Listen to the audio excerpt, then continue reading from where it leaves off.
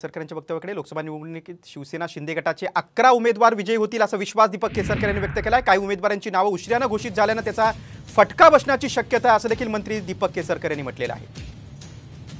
नुसार एकीकडे महायुतीला मोठं यश मिळत असल्याचं स्पष्ट होतंय। आपल्या सोबत या ठिकाणी दीपक केसरकर सर आहेत। एक्झिट पोल मध्ये जरी वेगवेगळ्या फिगर्स दिलेले आहेत तरी कुठल्याही परिस्थितीत 35च्या खाली आम्ही जाणार नाही।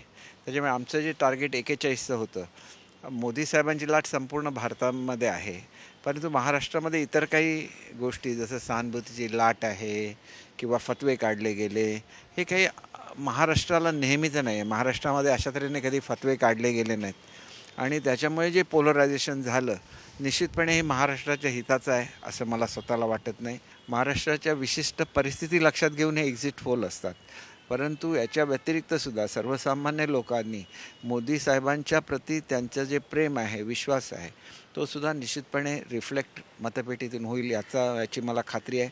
थोड्याशा आमच्या सीटसुद्धा काही ठिकाणी खूप उशिरा जाहीर झाल्या, त्याचासुद्धा परिणाम अर्थात थोडाफार होतो, कारण लोकांची अपेक्षा असते लोकशाहीमध्ये की आमच्या प्रतिनिधीने आम्हाला येऊन भेटलं पाहिजे। कॅमेरा पर्सन नितीनसह वैदेही काणेकर, साम टीव्ही न्यूज, मुंबई।